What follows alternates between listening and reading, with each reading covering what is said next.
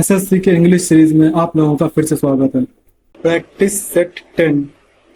तो पहला है spot grammatical error in sentence segment. अब इन चारों सेगमेंट में से किस सेगमेंट में गलती है वो फाइंड आउट करना है। पढ़ के देखते हैं। Hardly had he reached the station when the train left already. तो अब देखो इसमें क्या है कि जब वो स्टेशन पहुंचा ही था, यानी कि वो स्टेशन पहुंचा ही था तभी ट्रेन खुल चुकी थी। तो यहाँ पर दो बातें हैं कि वो ट्रेन मतलब वो स्टेशन पहुंचा तो पहले कौन सा काम हुआ, पहुंचने का, लेकिन उससे पहले कौन सा काम हो चुका है कि ट्रेन खुल चुकी थी। तो यहाँ पर तुम्हें दो दो पास्ट दिख रहे हैं। एक पास्ट है कि hardly had he reached the station, यानी उसके पहुंचने का काम, और उससे भी पहले का एक पास्ट है कि ट्रेन खुल चुकी थी। तो पास्ट के भी पास्ट का जो चीज होता है उसे क्या कहते हैं, पास्ट पार्टिसिपल। तो पास्ट पार्टिसिपल का मैंने रूल क्या बताया है, उसमें हैड प्लस V3 लगता है। तो यहाँ पर क्या होना चाहिए, हैड प्लस V3 होना चाहिए। ये तो हो गई पहली चीज।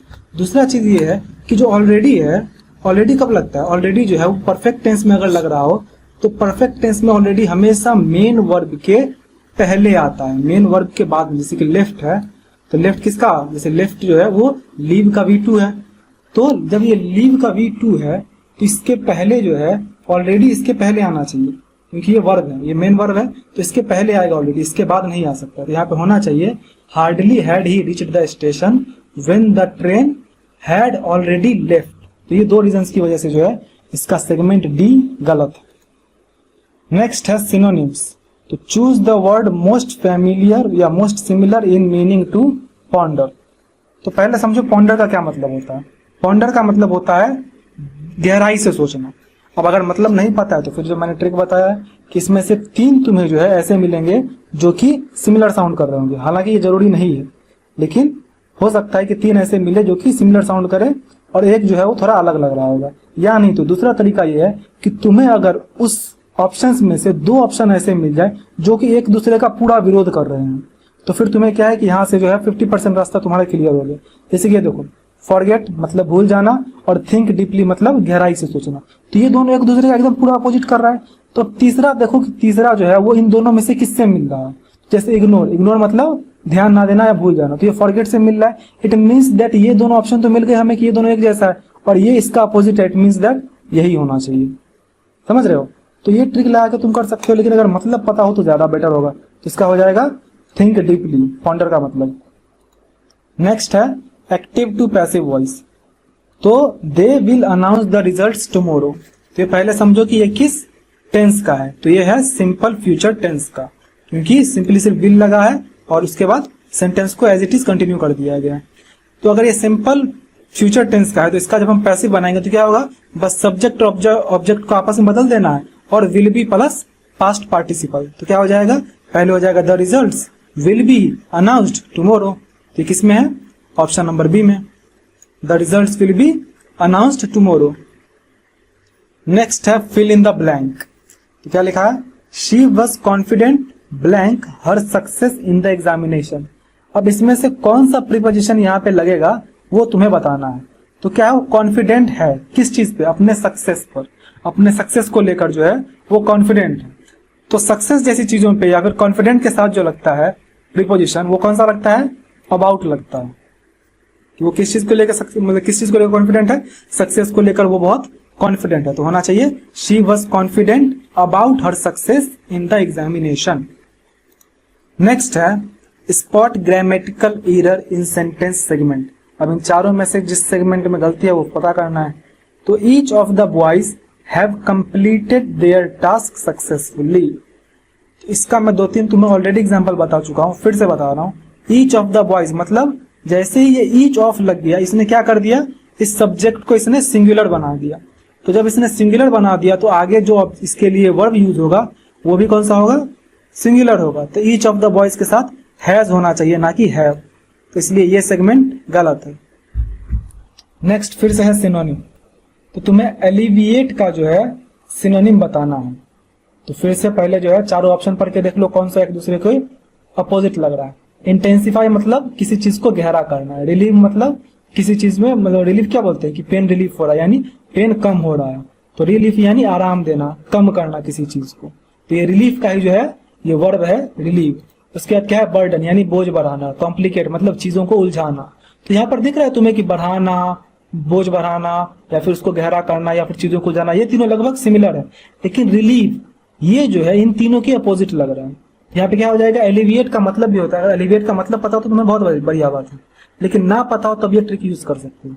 बाकी एलिविएट का मतलब होता है कम करना, जैसे पेन को कम करना, खर्चे कम करना, इस तरह से जो है एलिविएट यूज किया जाता है। तो एलिविएट की जगह क्या हो जाएगा, रिलीव। नेक्स्ट है तुम्हारा substitute the underlined segment, he is more preferable than the other candidate. तो अब देखो, जब प्रिफरेबल ये जो वर्ड है इसका क्या मतलब होता है, वरीयता देना। तो प्रिफरेबल के लिए जो है एक रूल होता है कि इसके साथ जो है मोर, मोस्ट ये सब नहीं लगता है, क्योंकि प्रीफर करने का मतलब ही है कि तुम उसको वरीयता दे रहे हो। तो ज्यादा वरीयता देने का क्या मतलब हुआ है, जिसको वरीयता दिया जा रहा है उसको ऑलरेडी वरीयता दिया जा रहा है, उसको तुम ऑलरेडी प्रीफर कर रहे हो, तो फिर उसको मोर लगाने की या फिर मोस्ट लगाने की जरूरत इसमें नहीं पड़ती है, यानी इसमें कंपैरेटिव या सुपरलेटिव नहीं लगता है। उसके अलावा प्रिफरेबल के बाद देन नहीं लगता है, क्योंकि वो मोर के साथ देन लगता है, प्रिफरेबल के साथ देन नहीं लगता। प्रीफर टू होता है, I prefer to this, I prefer to that, ये सब होता है। तो he is more preferable than, इस सेगमेंट को अगर हमें सब्सटीट्यूट करना है तो हम करेंगे ही इज प्रीफरेबल टू, यानी कि तुम्हारा option number C, he is preferable to the other candidate. Next है one word substitute, a speech delivered without any preparation. ये तो मैं बहुत बार बता चुका हूं कि जो बिना प्रिपरेशन के स्पीच दी जाती है उसे एक्सटेम्पोर कहते हैं। नेक्स्ट है choose the word most similar in meaning to harmony. तो हार्मनी का मतलब पता हो तो अच्छी बात, ना पता हो तो पढ़ के देख लो। कॉन्फ्लिक्ट मतलब झगड़ा, एग्रीमेंट मतलब समझौता, नॉइज मतलब एक तरह से तुम झगड़ा इसको मत समझ सकते हो, लेकिन नॉइज का मेनली मतलब होता है जो बोलते हैं ना कि डोंट मेक अ नॉइज, यानी कि शोरगुल मत करो। उसके बाद डिस्प्यूट, डिस्प्यूट मतलब ही झगड़ा। तो कॉन्फ्लिक्ट डिस्प्यूट तो हमें समझ आ गया कि झगड़े से रिलेटेड है।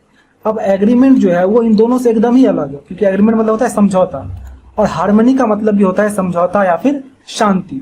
तो यहाँ पे क्या हो जाएगा इसका सिनोनिम, इसका सिनोनिम हो जाएगा एग्रीमेंट। नेक्स्ट है तुम्हारा choose the word opposite in meaning to genuine. Genuine का क्या मतलब होता है, जो कि ओरिजिनल हो, ट्रू हो। तो इसका अपोजिट क्या हो जाएगा, फेक। नेक्स्ट है choose the word most similar in meaning to obstinate. ये भी मैं पहले भी बता चुका हूं। ऑब्स्टिनेट का क्या मतलब होता है, जिद्दी। और जिद्दी का यहाँ पर और क्या हो सकता है, स्टबर्न। स्टबर्न मतलब भी जिद्दी होता है, लेकिन अगर तुम्हें ना मतलब पता हो तो बाकी सब देख सकते हो। जैसे फ्लेक्सिबल मतलब जो आसानी से मान जाए, जेंटल यानी नेक, पोलाइट मतलब जो कि मतलब बहुत ही, पोलाइट मतलब एक तरह से नेक ही होता है। तो जेंटल पोलाइट जब एक जैसा लग रहा है और स्टबर्न अलग है तो इट मींस दैट स्टबर्न नहीं होना चाहिए। नेक्स्ट है तुम्हारा one word substitute, one who knows everything. तो जिसे सब कुछ पता हो, जिसे सब पता हो उसे क्या कहते हैं, उसे कहते हैं ओमनीसिएंट। ओमनी प्रेजेंट कहते हैं जो कि हर जगह प्रेजेंट होता है, और जिसे सब पता हो उसे ओमनीसिएंट। नेक्स्ट है select the incorrectly spelled word. अब इन चारों में से कौन सा इनकरेक्टली स्पेल्ड है वो तुम्हें बताना है। तो देखो, रिसीव ये सही लिखा है, फिर रिसीव, तो ये रिसीव जो है वो गलती लिखा हुआ है, क्योंकि रिसीव का जो स्पेलिंग होता है वो होता है REC, उसके बाद EIVE, यानी ऊपर वाला रिसीव सही है लेकिन नीचे वाला गलत है। अब देखो, इस चीज का जो एकमात्र इलाज है इनकरेक्ट स्पेल्ड वर्ड को पहचानने का, वो यही है कि तुम ज्यादा से ज्यादा बुक्स पढ़ो, क्योंकि ये बुक्स पढ़ने का ही नतीजा होगा कि तुम इतना बार, कम से कम वो वर्ड तुम्हारी नजरों के सामने से 100-150 बार गुजर जाना चाहिए, तभी जब वो गलत तरीके से लिखा होगा तो तुम्हारी आंखों को वो खटकेगा कि ये ऐसे तो नहीं लिखा जाता है। तो बस इसी तरह से तुम्हें जो है वो ज्यादातर पढ़ने से ही होगा। नेक्स्ट है पैसिव टू एक्टिव वॉइस। तो ये पैसिव वॉइस में सेंटेंस दिया गया है, the project has been completed by the team. तो पहली बात ये समझो कि ये किस टेंस में लिखा हुआ है। तो द प्रोजेक्ट हैज बीन, अब तुम्हें अगर पैसिव वॉइस का तुम्हें फॉर्मूला पता होगा, ये उसका जो रूल है वो याद होगा, तो हैज बीन कब लगता है, जब एक्टिव वॉइस में हैज हो और V3 हो। तो यानी कि ये किस टेंस का लग रहा था, तब ये तुम्हें लग रहा है कि ये कोई ना कोई परफेक्ट टेंस है। अब ये पता करना है कि हैज लगा है तो हैज मतलब प्रेजेंट का, तो ये प्रेजेंट परफेक्ट टेंस का है। तो अब प्रेजेंट परफेक्ट टेंस का अगर ये जो है पैसिव दिया हुआ है तो इसका एक्टिव बनाएंगे तो उसको भी जो है प्रेजेंट परफेक्ट टेंस का ही बनाएंगे।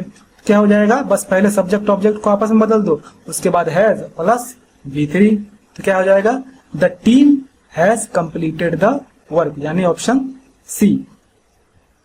नेक्स्ट है substitute the underlined segment, he is addicted with smoking. तो देखो एडिक्टेड हो गया, ये सब जो वर्ड्स होते हैं, कुछ वर्ड्स हैं जिसमें कि विद नहीं लगता है, विद के जगह इसमें टू लगता है। He is addicted to smoking, तो यहाँ पे कौन सा हो जाएगा? Option number D, he is addicted to. Next है select the most appropriate meaning to burn the midnight oil. तो इसका मतलब मैं पहले ही बता चुका हूं और वो 200 वाले वीडियो में ही बता चुका हूं, इसमें 200 इडियम्स करवाए हैं। To burn the midnight oil का मतलब होता है to work hard till late night, यानी देर रात तक स्टडी करना या फिर काम करना, उसको कहते हैं to burn the midnight oil. अब select the incorrectly spelled word, तो इसमें देखो कौन सा गलत है।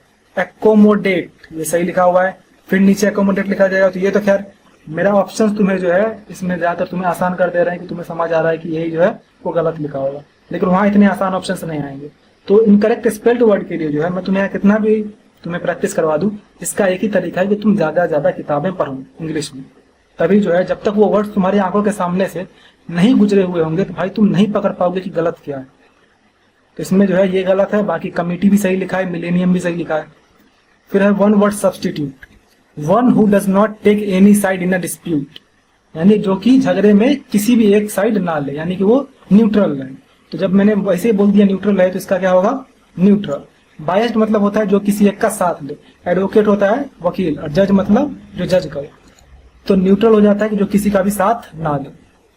Select the word which means the same as the group of words given, a person who eats too much, यानी जो बहुत ज्यादा खाता है उसे क्या कहते हैं? उसे ग्लूटन कहते हैं। लास्ट है तुम्हारा choose the word opposite in meaning to diligent.